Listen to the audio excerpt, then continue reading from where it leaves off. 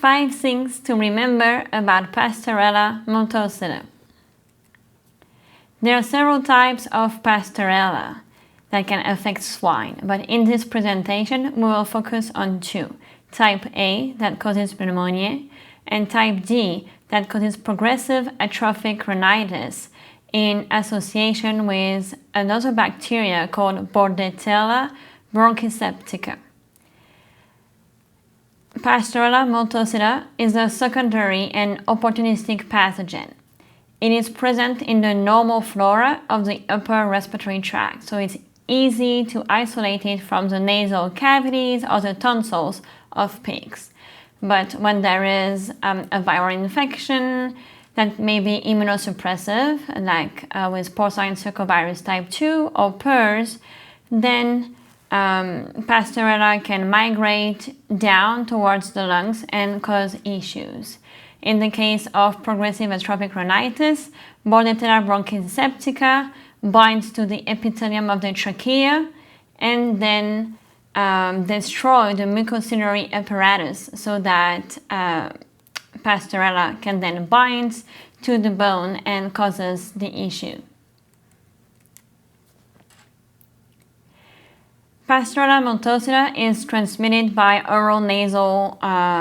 oral nasal route. Like we say, there are a lot of pigs that are natural carriers of Pasteurella, so this is pretty common. Also, the bacteria can survive in the environment, so we may see some indirect transmission as well. Clinical signs for type A Pasteurella are typical of pneumonia, so you will see coughing, dyspnea, also called thumping, but low mortality associated with cases of Pasteurella multocida.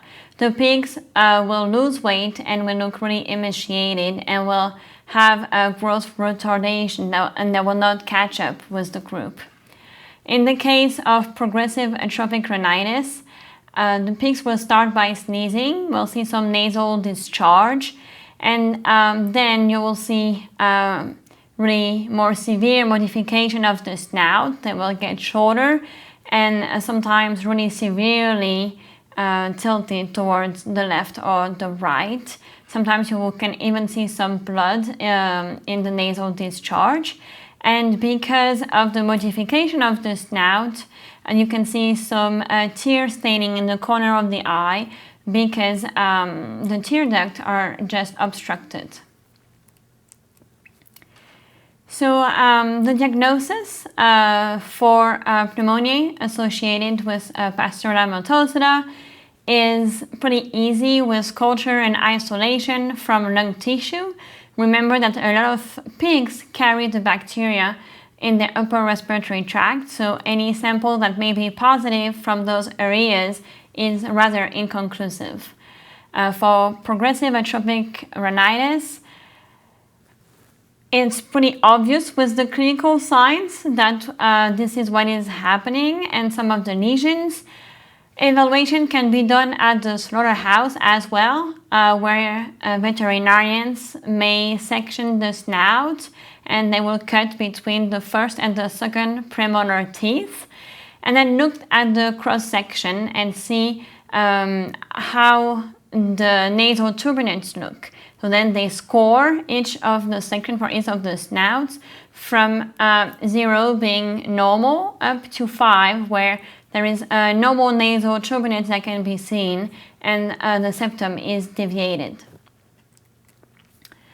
Antibiotic treatment is possible for Pasteurella multocida,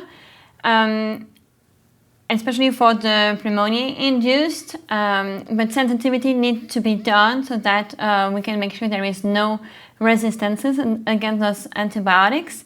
For progressive atrophic rhinitis, antimicrobials can help with the progression of the disease, but they will not repair the deviation of the snout. Vaccinations are available and are very effective, especially in the case of progressive atrophic rhinitis, and usually the sows are vaccinated to protect their piglets. However, eradication should be the ultimate goal, especially for progressive atrophic rhinitis. Like I said, for Pasteurella Multocida type A, it's a lot of pigs are carriers, so eradication is much more complicated. Thank you.